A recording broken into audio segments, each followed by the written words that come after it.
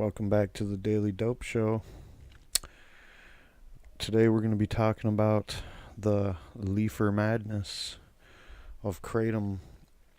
It's, quite frankly, a conspiracy at this point between certain doctors, coroners, the FDA, NIDA's even thinking about getting involved with this. Big Pharma obviously has a lot of interest in this unfolding situation. So when people say that somebody like me asking questions and speculating that there's something shady going on, when they say that I'm a conspiracy theory nut job type person, no, you are. You're the conspiracy nut, not me. There's a real conspiracy right here in front of you, unfolding. It's as plain as day. And it's not even like nobody's saying it. Everybody knows it. Everybody's pointing to it and they're saying, look at what's going on right here and right in front of us. What can we really do about it, though? Our government is captured by big money interests. No longer cares about people. No longer cares about the welfare of the citizenry. And this is one of the most blatant examples I can really think of. I mean, short of Flint, Michigan, where they just poison the water and then don't even bother fixing it. And years later, they decide not to even give you water bottles anymore. Well, with this Kratom thing, it's pretty bad because in the midst of a situation where the government has admitted that its terrible policies when it comes to drugs has led to this crazy opioid epidemic and heroin epidemic. And then you have this crazy drug called fentanyl that somehow got, loose and into circulation. We have manufacturers in America that still make this product. Oh, they don't use fentanyl that much. Yeah, they do. They make it a lot of fentanyl is used on a regular basis by prescription still. There's a clamp down on it, but there's still people making it and there's still people getting prescribed it. Is there an illicit fentanyl market out there? Yeah, there is. I might have discounted it from time to time. That's because the powers that be that are doing the same thing with fentanyl here are also trying to put all of this fentanyl grief on the Chinese. A lot of the fentanyl and carfentanil and all these other things that we're seeing on the streets killing people could be traced to China. It's true. I'm not denying that. All right. And I'm not theorizing anything. When I do look at this, I'm just pointing to the obvious shit. My conspiracy theory level on this one is basically like, hey, the players are clearly have motive to do the unthinkable.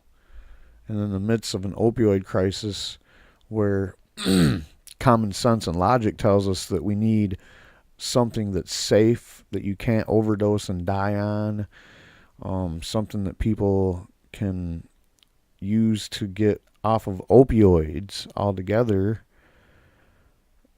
and maybe look for a better life free from the chains of that addiction,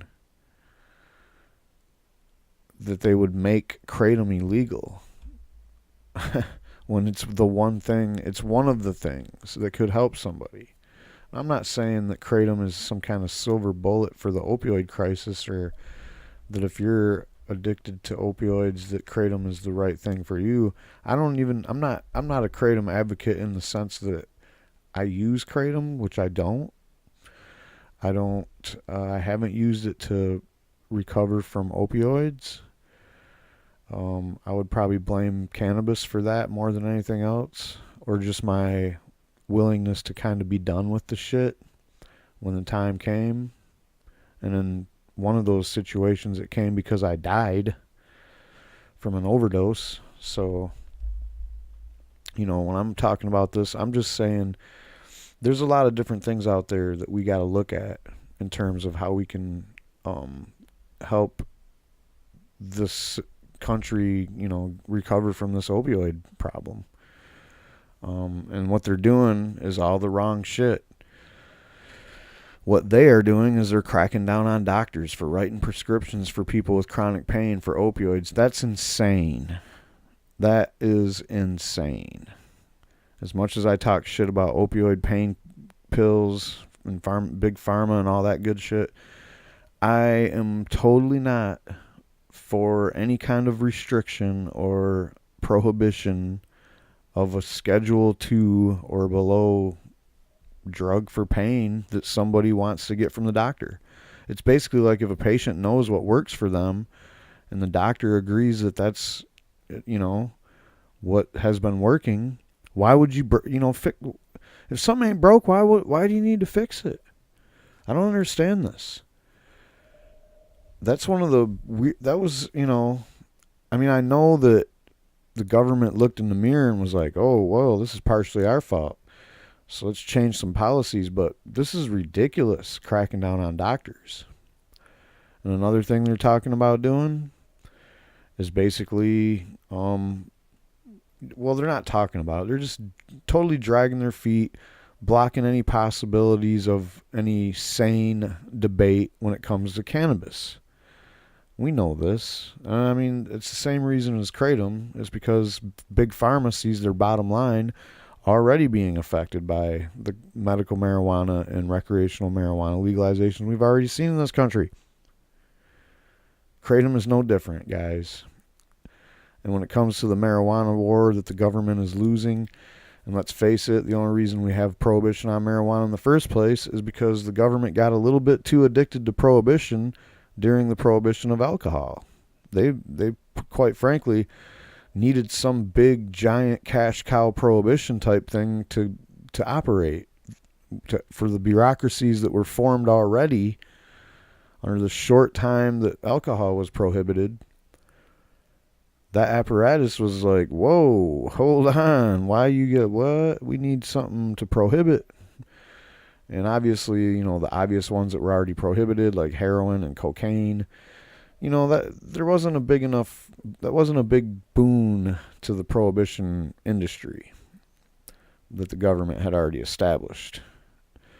And then you already had big pharma coming into play back then, and quite frankly, they're just as addicted to those big profits. And their way to beat the opioid epidemic is to keep people on opioids with the Suboxone and the methadone.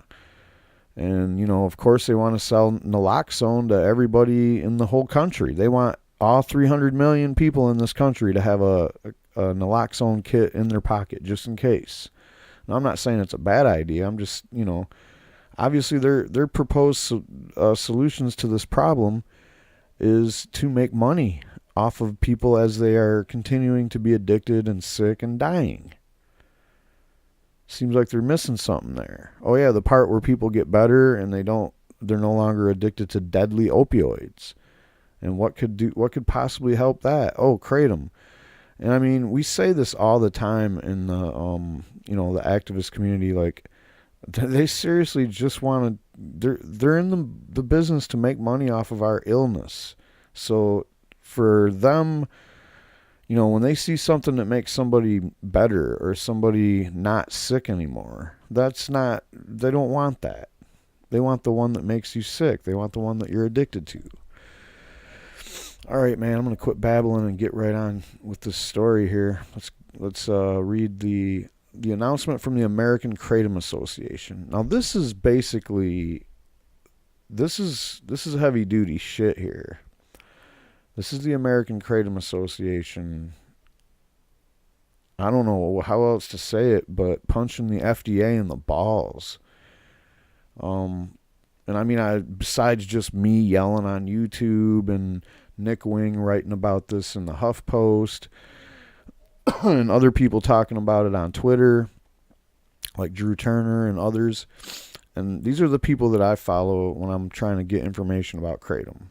The people that I just mentioned, the American Kratom Association, and it's because, like I said, I don't do kratom, so this is as good as my ear can get to the ground here.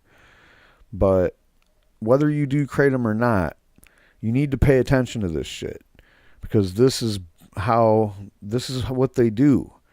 And, I don't know how many other things out there that they could go after, but when it comes to what they go after, it's a clear pattern. They go after the things that can easily be made at home, or grown, or with kratom, you can import large quantities of it for a pretty low price.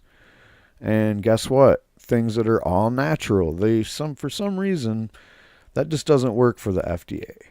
If you can pick it off the ground, dry it out, and make a tea out of it, and it is medicinal, that's not cool. They don't like that. They like to figure out what is in there, a specific molecule that's giving you that action that you desire, and they want to extract that and then make single dose pills out of it. That's what the FDA is all about. So this is the American Kratom Association notice that they put the FDA on notice. Peer-reviewed documentation concerning 44 deaths that the FDA cited to persuade the Drug Enforcement Administration to place natural kratom on federal government's Schedule 1 list of illegal substances disclose errors and omissions on the part of the FDA that the American Kratom Association claims can only be seen as deliberate. In a detailed white paper released today, AKA scientists claim the FDA has also misled the DEA, the Centers for Disease Control, the National Institute on Drug Abuse with incomplete, inaccurate, extrapolated, and distorted information on adverse events and deaths allegedly associated with the use of kratom to encourage unwarranted legislative and regulatory restrictions on kratom at the federal, state, and local governmental levels. Among the most significant claims, the AKA offers evidence of duplicate case reports, omission of cause of death conclusions, and inaccurate autopsy and toxicology reports, as well as redacted statements from experts contradicting FDA claims. According to the AKA, the FDA reports that associate kratom use with 44 deaths are so poorly documented they cannot pass basic standards for publication in any credible scientific journal, even as a letter or comment. We're going to get into the claims and everything here. Basically, in addition, the AKA calls upon the DEA to reject the FDA's 8-factor analysis and scheduling recommendation and return it to the FDA for a full scientific reanalysis of the data and conclusions in that submission. So let's get down to this. This is the report right here, and I'm gonna go to my other thing here. Okay, here we go. So here we are. This is the report that the American Kratom Association has cited. Their scientist Jane Babin, Ph.D., has put this together, and she's from the University of San Diego School of Law, and she's a Ph.D. in molecular biology at Purdue University. So I have a few slides from the report that we're going to go over. So this is the executive summary. The U.S. Food and Drug Administration, FDA, has an affirmative duty to base all regulatory decisions on the best available scientific information, which must be updated on a continual basis, as well as an obligation to disseminate scientifically accurate and verifiable information on both the benefits and dangers of any substance within its purview, both to the public and to the U.S. Drug Enforcement Agency, DEA, in connection with any scheduling recommendation. The FDA abrogates its responsibilities when selectively choosing which evidence it will or will not accept. As such, the burden is on the FDA to demonstrate through credible evidence that uncontaminated and unadulterated whole leaf kratom is a dangerous substance, a claim currently made without scientific integrity. The FDA has relied on a strategy of manipulating, obscuring, and ignoring science in its inexplicable zeal to impede public access to the natural botanical kratom.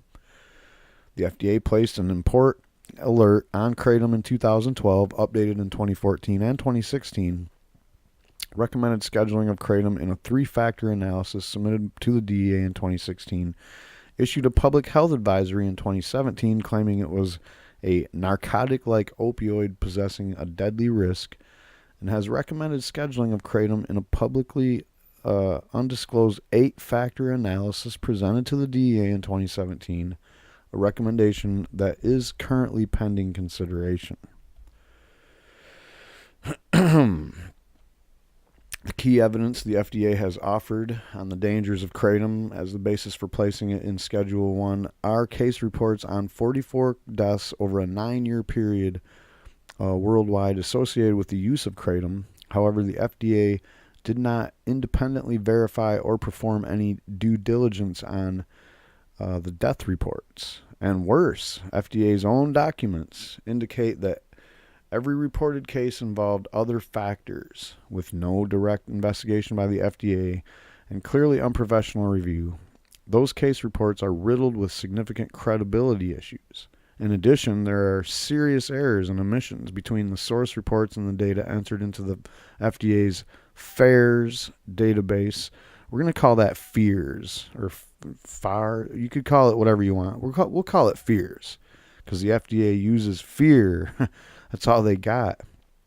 Anyway, so there are serious errors and omissions between the source reports and the data entered into the FEARS database by the FDA that are either deliberate or so incredibly unskilled as to call into question the validity of any conclusions made by the FDA. The errors, omissions, and mistakes include, but are not limited to, duplication of case reports on the same death, such as poor documentation, that there is a high likelihood that many other reports of death that FDA attributes to kratom may be repeats of one another. Significant discrepancies between relevant information and source reports and the case reports actually entered into the FDA's FEARS database by FDA staff, including material omissions of data from source documents, the country of origin in some reports that impede a fair review of relevant information in the death, omissions of references to peer-reviewed published source data authored by scientists and analysts that were reported to the FDA and contradicts the FDA claim that kratom is directly associated with the reported deaths, omission of cause of death conclusions by the scientists, medical examiners, and healthcare professionals who actually reviewed autopsy, toxicology, and investigative reports. The FDA has also misled the DEA, the Centers for Disease Control, the National Institute on Drug Abuse, with incomplete, inaccurate, extrapolated, and distorted information on the adverse events and deaths allegedly associated with the use of kratom to encourage unwarranted legislative and regulatory restrictions on kratom at the federal, state, and local governmental levels. Any public policy decision maker or staff or media reporter seeking to validate the FDA claims in public deliberations will encounter a massively manipulated and sloppily documented public record. The CDC, DEA, and NIDA have each used their extensive policy and public communications network to disseminate the FDA misinformation on kratom that resulted in bans on kratom initially being enacted in 6 states, with additional actions that followed. A number of local jurisdictions and infusion of completely unjustified bias against kratom among law enforcement officers, coroners, medical examiners, and state prosecuting attorney groups. Furthermore, when NIDA updates its Drug Facts Kratom page to make clear that, quote, kratom by itself is not associated with fatal overdose, FDA apparently intervened to have that statement withdrawn. Equally alarming is the use of the FDA's considerable reputational equity with the public to advance a biased and unwarranted attack on the natural plant kratom, And a little bit more on this. I'm just going to say that basically, uh, what I've seen, and this was in the Kent County and Michigan situation, and in the Florida situation, and I think it was a Colorado coroner as well. And what I seen is all these coroners basically made their statement about kratom being the cause of death, and then the newspaper articles were local, and all of them basically like kind of went into all this, well, this stuff hasn't been, there's no research done, we don't know what it can actually do, and all this other stuff without mentioning any other factors that might have caused these deaths. And then we have the police chiming in, talking about how they're going to crack down on it and this and that. Well, Michigan doesn't have any laws yet, but what we did have was a Republican from that area, or Grand Ledge, decided he's going to put a bill in to ban kratom in Michigan. So this is all, just like they're saying right here, based on this original FDA hype and claim. And we're going to get into some of these claims here in a minute. Well, here's one of the findings from the report. Findings: the FDA failed to adequately disclose and account for material facts from the peer-reviewed case report of the 9 deaths in Sweden that were published in 2011 in the Journal of Analytical Toxicology. That report concluded the deaths were actually the result of adulteration of kratom powder with a toxic dose of O-desmethyltramadol. These omissions and alterations suggest the FDA deliberately excluded important and clarifying information on the actual causation of the 9 deaths in Sweden. To include evidence of the O-desmethyltramadol adulteration would contradict the narrative the FDA adopted on the dangers of kratom. Failure to recognize the scientifically documented causes of these deaths served to materially mislead the DEA, CDC, and NIDA in the publication of their prospective alerts on kratom because of the alleged kratom-caused deaths. If credible, required public action by these agencies. This import of these errors and omissions cannot be overstated. FEAR's database entries are primary source of information for anyone wishing to query the massive amount of adverse effects data in FDA's possession and control, not only related to kratom, but to all drugs and substances reported to the FDA. I mean, like, who the FDA are we supposed to trust, right? If the FDA is blatantly just going with misinformation and junk science and lies and omitting the, real investigative people that came in afterwards and was like, well, look, we found this and that, and they're just going to omit that. What are we supposed to trust you guys with? I mean, I made a meme not too long ago where it was like, this is what the FDA is, They call pink slime food. They say 11-year-old. Well, that's old enough for OxyContin. You know what I'm talking about. They're talking about Alex Jones's supplements are okay. You don't see them trying to ban those. Come on, man. I heard that those got tested and they found lead in some of that shit. So the FDA definitely doesn't regulate a lot of things that could potentially be dangerous or have dangerous, stuff in them in addition to what they are supposed to have in them. But to take this much scrutiny out on kratom, we already don't believe you, but this is just obvious stuff that's making you look like a complete, like a lie is being pushed, no problem, by these guys. Because like it says here, their public reputation basically like is being used to quell anybody that might think, oh, well, you guys might be jumping the gun on this one. Anyway, let's read more of the slides. Unfortunately, by the time the FDA released some of the source material in 2017 about the 2011 9 deaths, FDA's fairy tales about kratom-associated deaths have become deeply entrenched in FDA's web of influence, which extends well beyond the scope of the FDA's direct authority.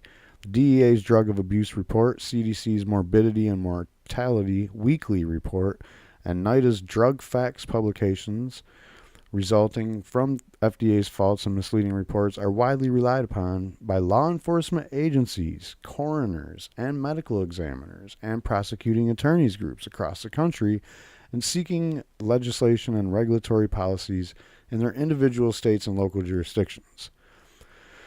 I'm just going to add that another one that influenced was authors of articles about kratom, and I'm just talking about local authors that seem to want to adapt this, I don't know, sensationalism flair to the story.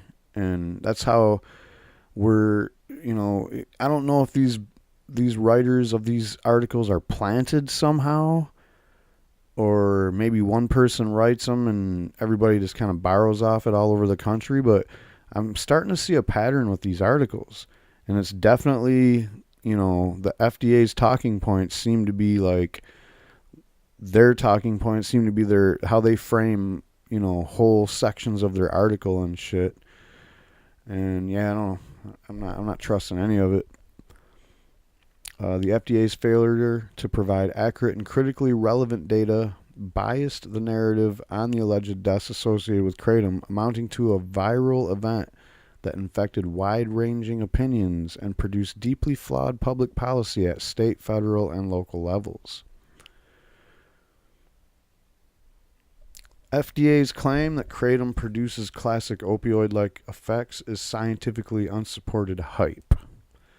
The FDA has repeatedly claimed that the science has conclusively proven that the main active alkaloids, mitragynine and 7-hydroxymitragynine, pose an imminent hazard to public safety because these substances produce dangerous opioid-like effects, whatever that means. In addition, the FDA falsely cites the classic opioid overdose effect of suppressing the respiratory system as a cause of death related to kratom, and claims that kratom is dangerously addictive. At the same time, the FDA refuses to recognize evidence and emerging science that directly contradicts this conclusion. And the findings here are: there is no credible scientific evidence showing that kratom produces the deadly effects of classic opioids, and the science cited by the FDA that kratom is an opioid or produces dangerous opioid-like effects is premised only on the already well-established fact that kratom's alkaloids bind to mu receptors, opioid receptors in the brain, without acknowledging that is the only, or is the beginning, is only the beginning of the inquiry. This ignores critical differences across the many substances that bind to opioid receptors, and which vary widely in their overall effects and risks, ranging from life-saving naloxone to deadly heroin and fentanyl. In fact, as research conducted and supported by NIDA and research out of the United States shows, kratom's mitragynines produce little, if any, of the respiratory depression that is the hallmark sign of the cause of death by acute narcotic-like opioids. That its primary alkaloid, mitragynine, is more similar to saline placebo than to morphine in addiction tests, and that it's more potent minor alkaloid, 7-hydroxymitragynine, occurs at such low levels in natural products as to be considered not be a substantial contributor to the effects of kratom.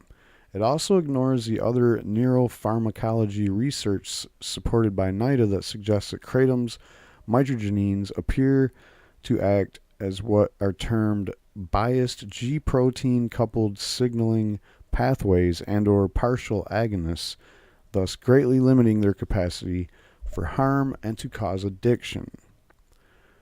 So to reiterate, the whole idea that kratom can kill you because of the suppressing of respiratory system functions, and that kratom is dangerously addictive, both of those claims by the FDA is scientifically unsupported hype. Period. That's the effects we're talking about, and that's the effects that you guys can't prove. And no matter how many times they say somebody died from kratom, they don't have an explanation as to what action the kratom did that caused the person to die. You know what I mean? Like, did the kratom fall off the back of an airplane and crush the person to death? Did they like eat so much kratom powder that they basically suffocated because they were full of powder? Because that we really want to know exactly how they died. We've seen studies that show that kratom does not act on the receptors in the same way that these other narcotic opioids do. And that's the real science. Let's talk about respiratory depression. The FDA has deliberately excluded numerous peer-reviewed research papers and studies that directly dispute its errant representation that kratom's primary alkaloids produce opioid-like effects that result in death. The deadly opioid-like effect of the classic opioid is to suppress the autonomic nervous system, which controls breathing, and the opioid user, under which suppression an individual stops breathing and literally suffocates. Numerous research reports document that kratom had no measurable effect on users' respiratory system, and that this is consistent with its biased G-protein partial agonist mechanism of action. There are even questions surrounding the cause of death observed in animal studies measuring the incredibly high LD50 values for purified kratom alkaloids and heterogeneous alkaloid preparations. In other words, they're sitting here wondering how rats died from the kratom when they overdosed on it. And what they was overdosing on was super high levels of purified alkaloids. No leaf material, no none of that. Just we took the mitragynine and the 7-hydroxymitragynine and we, separated that from the rest of the plant, and then we put that at certain dose levels to the test subjects until they died. And an LD50 value is half of what you need to take to die, which is an estimation generally, because to get to the point where you die, you'd have to do the full amount. And I guess they're trying to say that they don't actually kill the mice, but I don't know.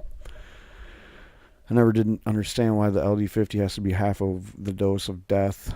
But anyway, the dose of death is higher than what they would have thought it was. So that's basically, in layman's term, what they're trying to tell you. Is they're like, why did these mice die?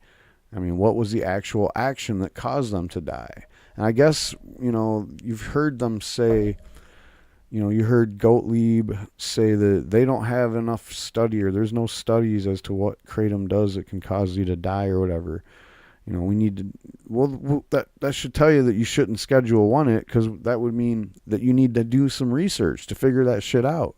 And I think we are in the middle of doing a bunch of research to try to figure out what actually kratom is doing.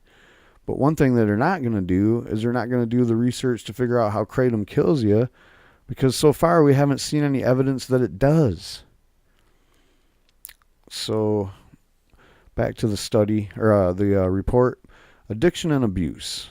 In peer-reviewed research on the abuse liability and therapeutic potential of Mitragina speciosa, otherwise known as kratom, alkaloids, mitragynine, and 7-hydroxymitragynine, scientists concluded that MG, or mitragynine, does not have abuse potential. Specifically, this study used rats to investigate how these two compounds affect the brain, using FDA-approved protocols that allowed rats to self-administer each of the compounds tested. The lead researcher, Scott Hemby, observed that the rats were completely uninterested in the mitragynine, and even after they increased the dosage several times, it just wasn't working. It was almost like mitragynine was innocuous. Hemby also commented that mitragynine was not only not addictive, it, quote, appeared to have the opposite effect. A second study conducted by NIDA's own intramural research program, and by the way, NIDA is the National Institute on Drug Abuse, and they are always constantly trying to get to the bottom of this kind of shit.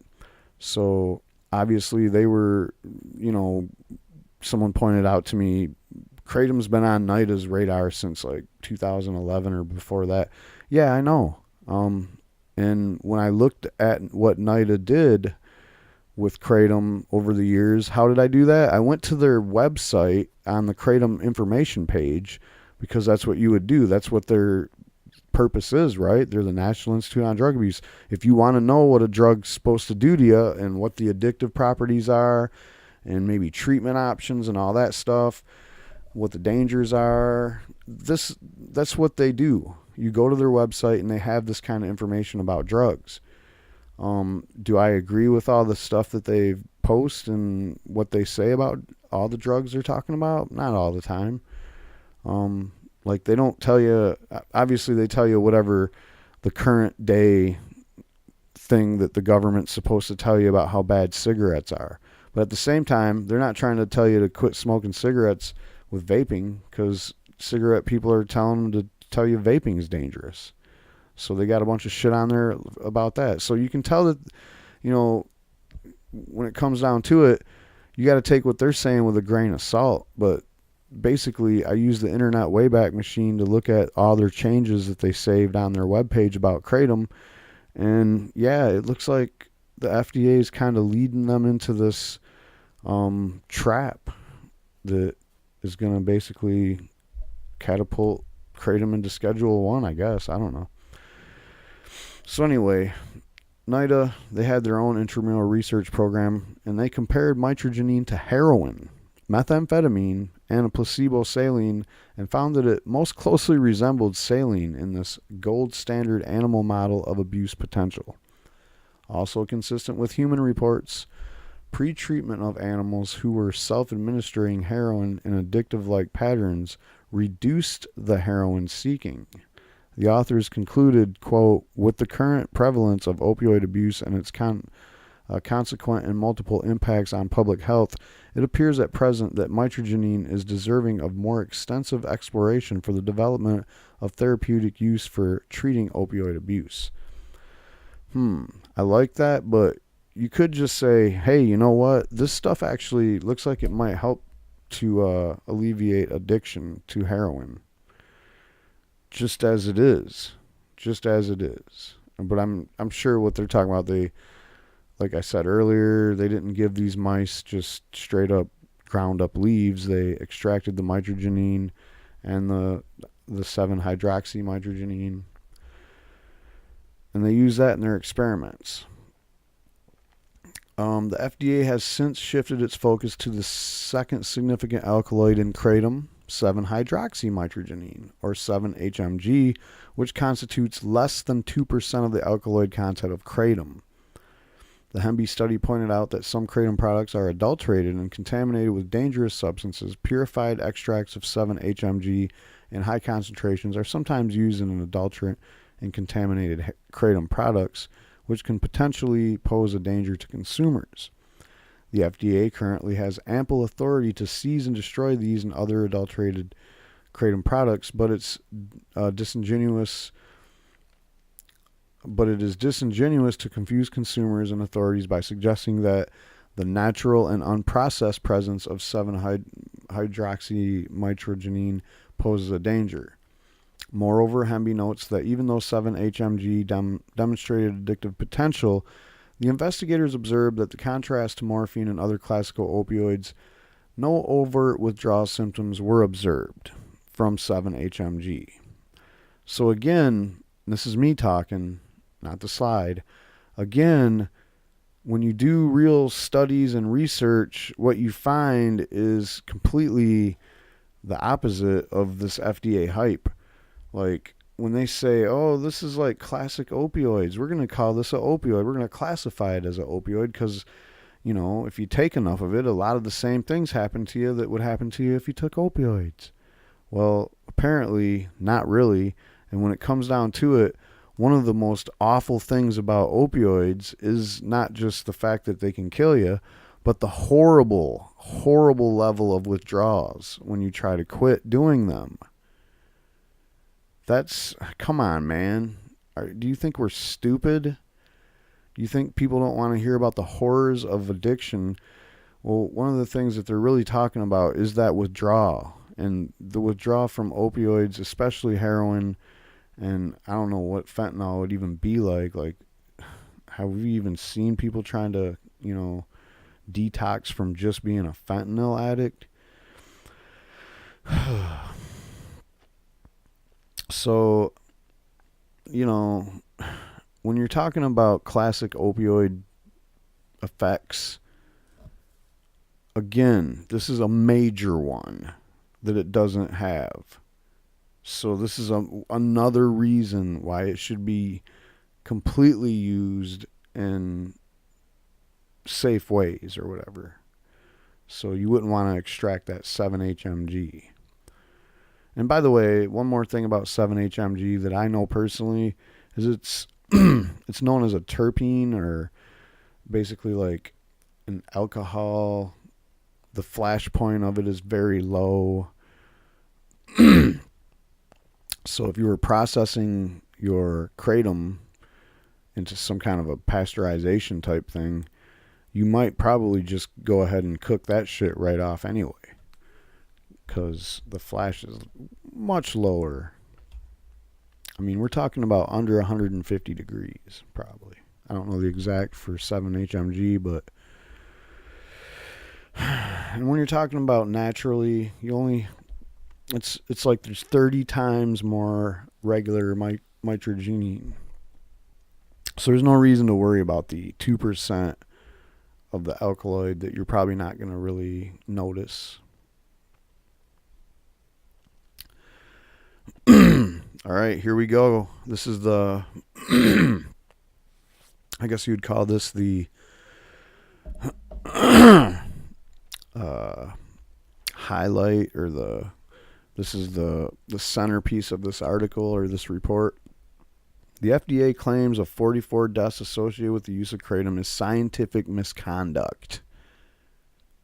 And I thought harsh on these guys. All right, so the FDA has premised its major policy decisions related to kratom on inaccurate data representing a direct association between the use of kratom and 44 deaths. These include the FDA's 2012, 2014, and 2016 impact alerts, numerous public safety alerts and communications to the FDA or the DEA, CDC, and NIDA. Recommendation to the DEA for emergency scheduling in 2016, a public health advisory in 2017, and the FDA's current recommendation for scheduling of kratom as a Schedule 1 substance. Findings. FDA reports that associate kratom use with 44 deaths are so poorly documented they cannot pass basic standards for publication in any credible scientific journal, even as a letter or comment. Still, the FDA persists on basing major public policy recommendations and actions on this poorly documented and even misleading information. In fact, a scientific review of the FDA death reports revealed the following glaring deficiency in the data used to demonize kratom.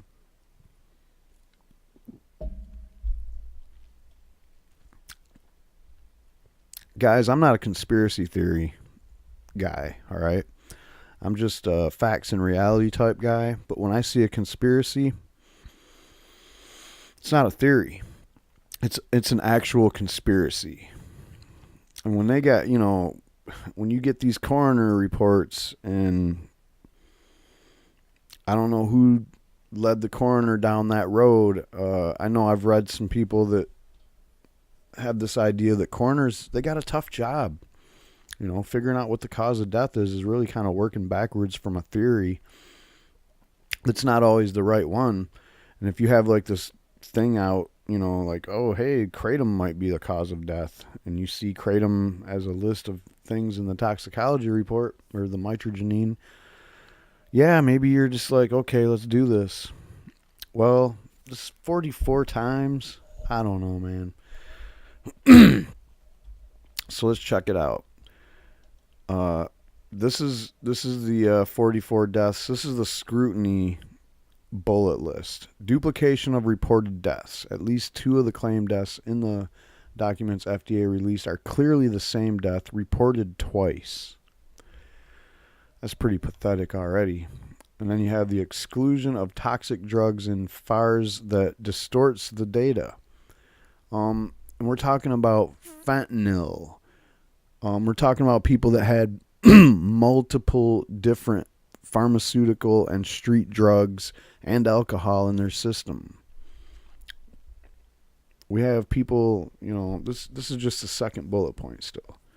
People that were just known to be heroin / morphine / whatever pill addicts, opioids, and their family reported that they had, kratom, that they started doing kratom, and then they died, and nobody talked about whether or not they had any other drugs in their system, but yet, because they said something about kratom, that was the cause of death, and we don't even know if they had kratom in their system. So there's the exclusion of toxic drugs in the FEARS reports. FEARS, FARS, whatever you want to call it. All right, so the third one, we have data from source documents is manipulated, mischaracterized, or completely omitted in the FARs.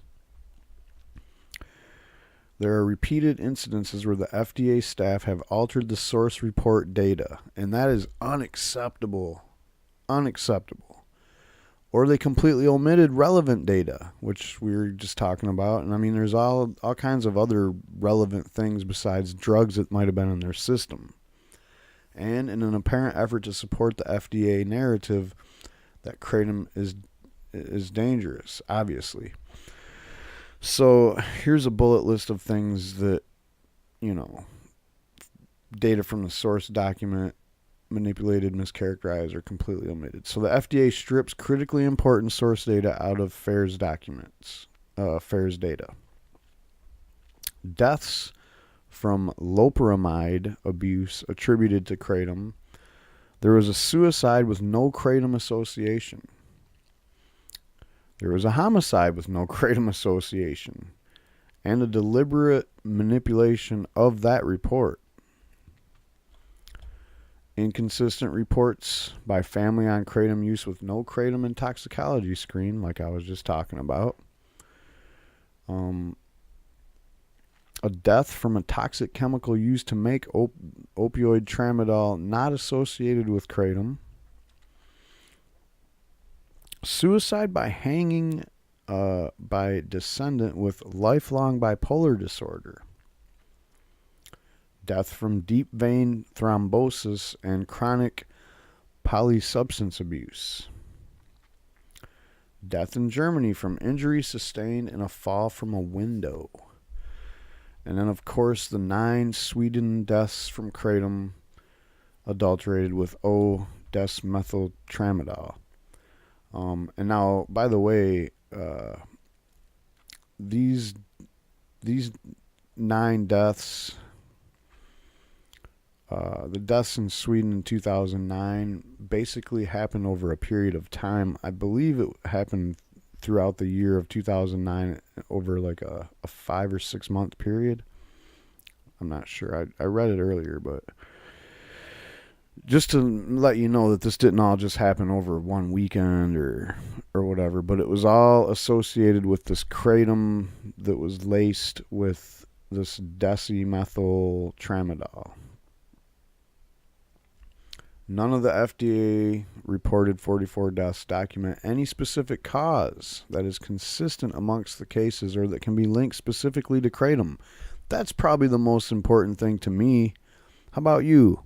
They never are like, you know what? Like with fentanyl, you can be like, oh, damn, respiratory failure every time.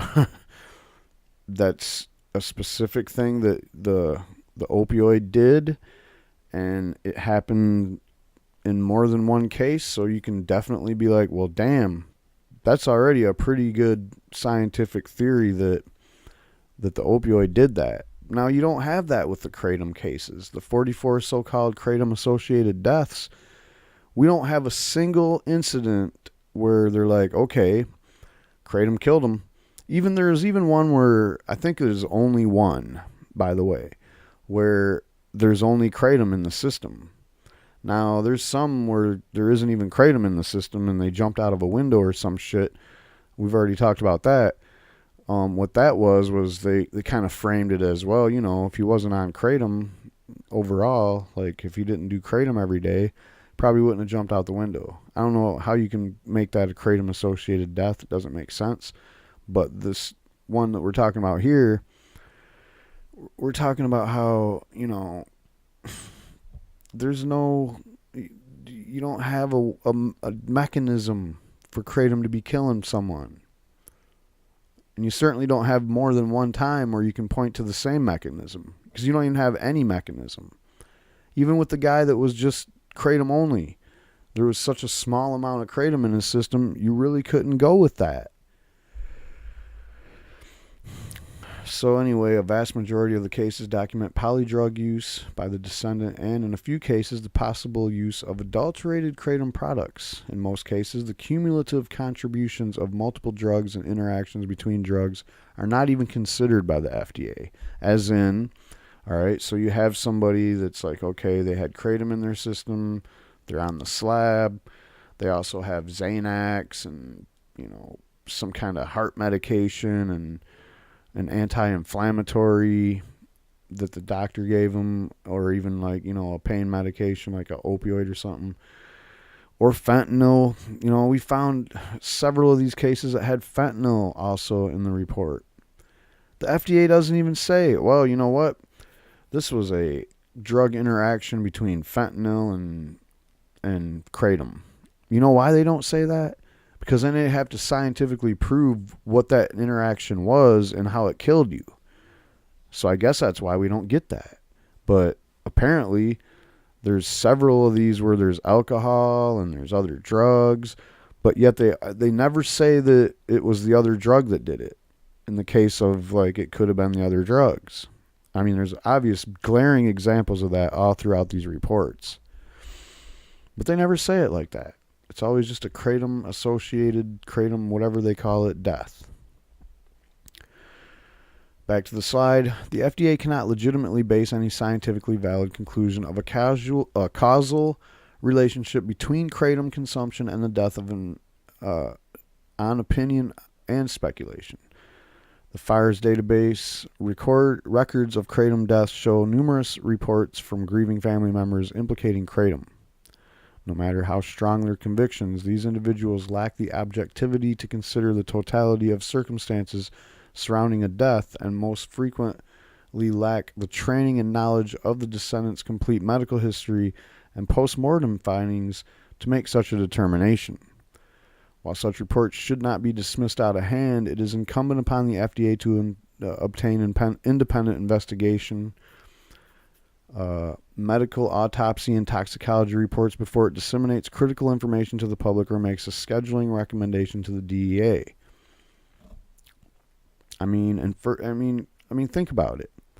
Think about it like this, Somebody's in a heroin addict, and then they start doing kratom. First of all, these people that they're talking about are usually family members of the deceased, the parents or whatever. And then they tell you all this shit about how, oh yeah, then he started doing kratom and now he's dead. And it's like, how do you know that the person didn't die from opioids?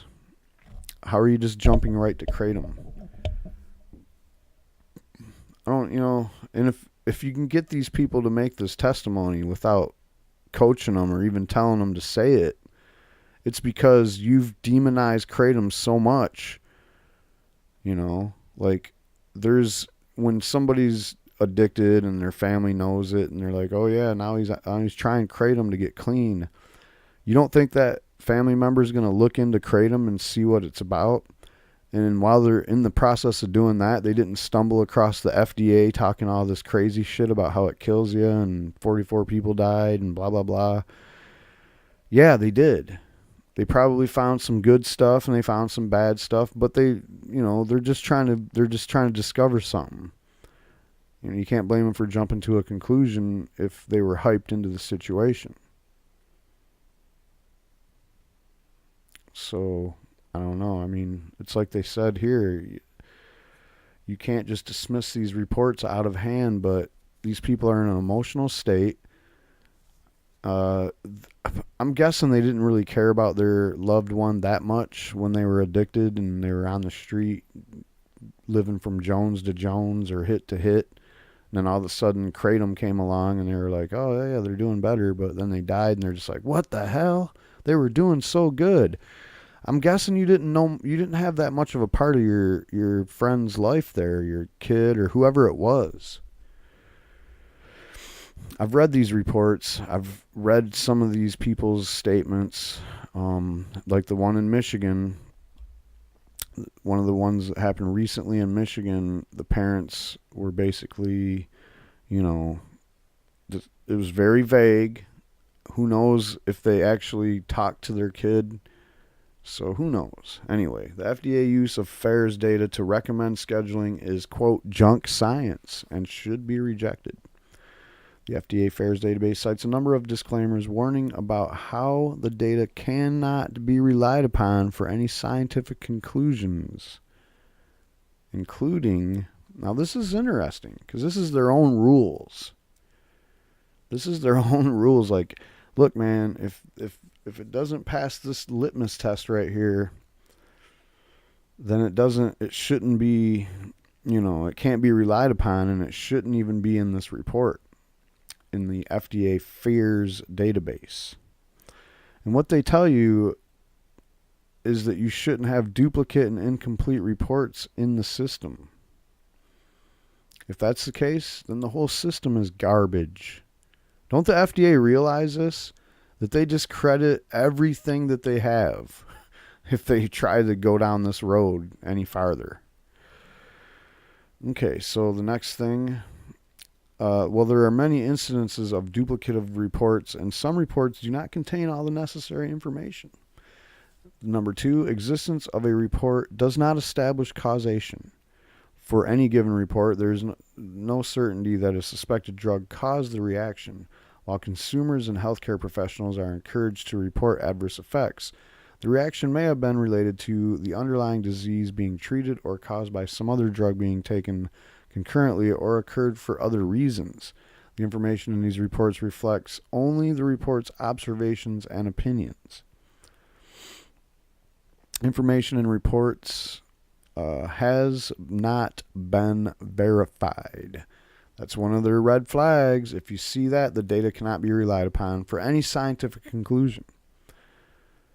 So, and what happens is we've seen a report and we've seen the FDA grab it and then they doctored it up to make it work for their report about the 44 deaths. And then they didn't get verification of the things that they doctored up or whatever. Submission of a report does not mean that the information included in it has been medically confirmed, nor it is an admission from the reporter that the drug caused or contributed the event. And so if you go to the coroner and you get a report from them and they submit it to you, that doesn't mean that it was medically confirmed, and it doesn't mean that it, just because they say that, okay, there's a drug in this person's system and they're dead, it doesn't mean that that's what happened, that the drug caused the death. And finally, rates of occurrence cannot be established with reports. The information in these reports cannot be used to estimate the occurrence rates of the reactions reported. So you can't just be like, okay, we have 44 people that died from Kratom, so we can estimate that this is going to happen again. It'd be funny if you actually had a way that Kratom killed somebody. Then you could actually kind of do that still, but you don't. The FDA Commissioner Scott Gottlieb statement on November 4th, 2017, announcing a public health advisory on Kratom and referencing 36 deaths associated with Kratom, Dr. Gottlieb made the following statement. The FDA is aware of reports of 36 deaths associated with the use of Kratom-containing products. There have been reports of Kratom being laced with other opioids like hydrocodone. The use of Kratom is also associated with serious side effects like seizures, liver damage, and withdrawal symptoms. None of the fears disclaimers was referenced in the statement by Dr. Gottlieb, and the statement clearly is intended to alarm the public and the audience of the public policymakers at the federal, state, and local level. On its face, those claimed 36 deaths associated with kratom are little more than uncorroborated, undocumented, and duplicative reports that have no place in determining any important public health advisory to the American people, which should be based on reliable and verified science. A review of the FDA FAERS data and on the reference death reports the FDA relied upon in issuing the public health advisory on kratom confirm that all of the disclaimers warning of the deficiencies in the accuracy of the data were applicable in every single one of the claimed kratom-associated deaths. So you remember that? All four of those were basically violated in every single one of these so-called kratom-associated deaths. There are no credible conclusions that can or should be drawn from these uncorroborated reports unless and until a full investigation using accepted scientific methods to verify the association that is alleged in these deaths. Yet Dr. Gottlieb doubled down on his promoting his junk science on kratom in his February 6th, 2018 statement when he increased the number of reported deaths to a total of 44. Indeed, in many cases that have previously been reported in the published scientific literature following evaluation of the available facts and circumstances, including toxicology, autopsy, and investigative reports, the FDA simply dismissed the fact finder's expert analysis and conclusions on cause of death and inserted their own conclusion of kratom causation without so much as a footnote. The FDA has an army of scientists, investigators, analysts, and lab technicians who are fully capable of conducting rigorous scientific review of each of the alleged deaths associated with kratom. Such an effort may not be necessary if the FDA simply intended for the public to make their own assessment of risks of using kratom by reviewing the data on the FAERS database. But when the FDA determines to use the FAERS information to formally issue a public health alert and uses that same deeply flawed data as the basis for recommending the scheduling kratom as a Schedule 1 substance under the CSA, removing kratom from the marketplace and essentially criminalizing any further future use, the FDA has a clear obligation to base that recommendation on real science, not an amalgamation of duplicative, uncorroborated, or corroborated and woefully deceitful, or I should say woefully deficient records of those deaths. The FDA use of the Swedish death reports on kratom to impose import alert is deceptive. The FDA has targeted kratom for prohibition and has repeatedly circulated reports that can at best be described as incomplete, and the effort to associate 9 deaths that occurred in Sweden over a 12-month period, beginning in 2009 as its bedrock evidence of kratom's threat to public safety. The FDA's first import alert on kratom in 2012 and subsequent import alerts in 2014 and in 2015 included the justification that scientific literature disclosed serious concerns regarding toxicity of kratom in multiple organ systems, yet FDA did not disclose the scientific literature it relied on to reach that conclusion. The Dietary Supplement Health and Education Act of 1994, or DSHEA, places the burden on the FDA to demonstrate that a dietary supplement is unsafe before it can remove a product from the marketplace. In a perverse twist, when FDA invoked its authority to impose an import alert on kratom, it shifted the burden to the importer to demonstrate safety. FDA can impose an import alert and detention without physical examination order with a much lower evidentiary burden than required for demonstrating that dietary supplements in the market are unsafe. Import alerts identify companies which are placed on the FDA's red list. If a company is placed on the FDA's red list, it cannot be removed until sufficient evidence is produced by the company to demonstrate that the imported products meet FDA requirements. However, when the FDA issues an import alert through misrepresentation, deception, and willful disregard of relevant evidence that is inconsistent with its established narrative, the exercise of that authority is illegitimate and must be voided. The 9 deaths in Sweden that the FDA repeatedly uses as justification to ban kratom were actually caused by an adulterated kratom product laced with a toxic dose of O-decimethyltramadol. Neither FDA nor DEA has taken any action to schedule O-decimethyltramadol. So they took the thing that killed these guys, which was in this kratom that was basically adulterated on purpose and sold packaged that way. Now, the people that died, they probably were just trying to do regular kratom. And the fact that the FDA and DEA did not take any action to schedule the drug that actually killed these guys is a testament to the fact that this is a scam. This is a conspiracy. This is a big pharma and FDA, conspiracy. Conspiracy only requires 2 people. The FDA plus big pharma could be anybody in big pharma, could be all of them. Could just be the fact that they like to scratch each other's backs, and they know that if they scratch their back, then later on they're going to get their back scratched. They don't have to have specific bribery. There don't have to be a specific suitcase full of money getting handed from the FDA to big pharma or from big pharma to the FDA so that they do this. There doesn't have to be nothing like that. I mean, come on, man. The FDA only exists in this Mobius strip of revolving doors between big pharma, the lobbyists, and the government. Scott Gottlieb has sat on the board of at least 8 companies, pharma companies. So, that's, and by the way, that O-decimethyltramadol, they don't want to schedule that past, what it already is probably Schedule 3 or 4, or not even scheduled. They don't want to schedule that.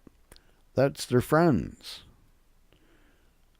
I guarantee you there hasn't been as many double-blind placebo FDA-style tests done on desmethyltramadol, whereas we've got several studies like that on kratom. Anyway, back to the slide. Kratom consumers advocate for use of pure, unadulterated whole-leaf kratom and assistance from the federal government in ensuring that the kratom available for consumption in the U.S. is not contaminated with harmful substances like O-decimethyltramadol. The FDA has the authority to provide this needed assistance under the Federal Food and Drug and Cosmetic Act, which prescribes criminal penalties for the introduction into interstate commerce of adulterated or misbranded foods, drugs, cosmetics, or medical devices, and is an enforcement tool the FDA currently has at its disposal to remove such products from the marketplace. Indeed, FDA has abandoned kratom users and all those who might benefit from kratom by insisting that kratom itself is deadly, despite mounting evidence to the contrary, and for its own archives, which is deliberately hidden from public view. And don't forget, in the case of 9 people that died in Sweden, they decided to say, the kratom was the thing that killed these people, even though that wasn't what killed them. And even though they know that it was the other thing that killed them, they didn't go after the other thing. They didn't try to ban that.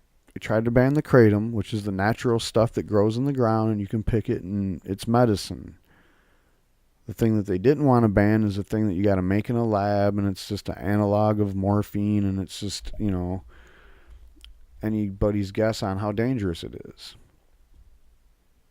The FDA, in its self-proclaimed war on kratom, has engaged in a clear pattern of deceit in its public statements to support both its import alerts on kratom and its recommendations to the Drug Enforcement Administration to schedule and the key alkaloids of kratom, mitragynine and 7-hydroxymitragynine, as Schedule 1 substances under the Controlled Substances Act. The effect of these misleading and often false public statements by the FDA on kratom has resulted in significant policy decisions that reach into states and local communities across America. Because of this shit, Kratom has been seized at the border. Companies have been red listed. There's been this hype up about salmonella in the kratom, which once again, if regulated, wouldn't be a problem. And if it was a problem, then you could actually go sue the people that made the shit and still had contaminated shit. It's caused police agencies on the local level to freak out. And a lot of the freaking out, to be honest, and I'm gonna pull my fucking tinfoil hat out for this one, guys. A lot of this freaking out that you see by coroners and media people and police people and the FDA, you know what it is? It's bullshit. And they're all trying to sell it to you. It's a conspiracy. For real. It's a real conspiracy. I don't know what, like if the cop in Kent County, Michigan, or Sarasota, Florida, or the coroner in Colorado, I don't know if they're getting a paycheck from the FDA or some pharma company that has some secret patent that they're about to pull out of their ass and make all these pills out of the alkaloids and kratom. I don't know any of that. But I'll tell you this. It sure is. Even some of these families that talk about how their loved one died from kratom, but yet there wasn't even kratom in the toxicology report. I don't know if they got paid to say that or if someone just coerced them into saying it. Maybe they're actors. Maybe they're crisis actors. Maybe we'll go down that road and be a conspiracy theory nut. No, we don't have to. We just have to wonder why, and we trace it all back to the FDA itself. And the pattern goes something like this. The FDA, oh, hey, look, we have these 36 deaths. And then all of a sudden coroners find kratom in some dead body and they don't know what to do. They're like, well, kratom must be kratom. And then the authors of these articles that are demonizing it write the articles, and then later on the FDA is like, oh, look at all the articles out there. There's obviously something going on. We've seen all this before too, and it's almost becomes a thing with these journalists that are writing, slanderous articles about kratom. It becomes like a contest to see who could come up with the most sensational headlines and the most ridiculous bylines and the most, like heart-wrenching story about how kratom killed somebody's loved one. And all this, it just reminds me of the good old 1930s reefer madness. And it is basically what it is. This is what that is. We're living, history is repeating itself. We're watching one prohibition grow old and die as the public becomes way too weary, having lived through the prohibition of marijuana for over 80 years, and the hard prohibition of the war on drugs for well over 40 years, almost 50 years. This is the next thing, guys, I guess. I mean, it's in kind of a modern day kind of a way. But they're doing the same shit. They're using junk science and they're omitting the real shit. Just like Nixon, when he got that report, he wanted a report about marijuana. The report came back and he didn't like it. The report came back saying, marijuana isn't even that bad and it shouldn't be illegal at all. He threw that shit in the paper shredder and started the drug war. And that's what these guys are doing. We just seen a study come out recently, and I'm sure that was the one we were talking about in the slides. Kratom's not that bad, man. I mean, I'm not going to sit here and say that, go ahead and do as much kratom as you can possibly do every day. I'm not advocating for kratom at all. I'm just advocating against this shit that they're doing to it. And finally, I am advocating for kratom because it can save lives, all right? And I've seen people that it has helped I follow some people on Twitter, and I see their stories and their struggles, and my heart goes out to them. Stay strong, guys. Somehow we're going to get through this. I'm glad somebody with the clout that the American Kratom Association has put forward these statements, because this is some bold statements. Statements that I've made, statements that we all feel inside is what's going on. And for them to formally make these accusations against the FDA is a huge, bold move. And again, like I said in my last video, the ball is squarely in the FDA's court now. I mean, it's just a matter of time before we get an answer as to what is actually the fate of Kratom. And I don't know. I mean, to me, I think that we need some justice here. What we're watching is dishonest. This is a dishonest thing that the FDA is doing, and that everybody else involved in this conspiracy is up to. I think people should be held accountable for this. I mean, come on, man. We got people's lives have already been ruined by raids. Companies have probably lost a lot of money or even went out of business because of this. There's been this general fear and paranoia among the Kratom community, and some of the Kratom users that have escaped PTSD and heavy addictions are on the edge of their seat. And any bad news might be a little bit more than they can handle. And then you're going to have some more of those Kratom-related suicides on your hand. And it's not going to be the fault of the Kratom. It's going to be the fault of you. That's all I got on this, man. Subscribe if you want to see more updates about this. I'm pretty sure that this is the calm before the storm. It's coming soon. Something's gonna happen.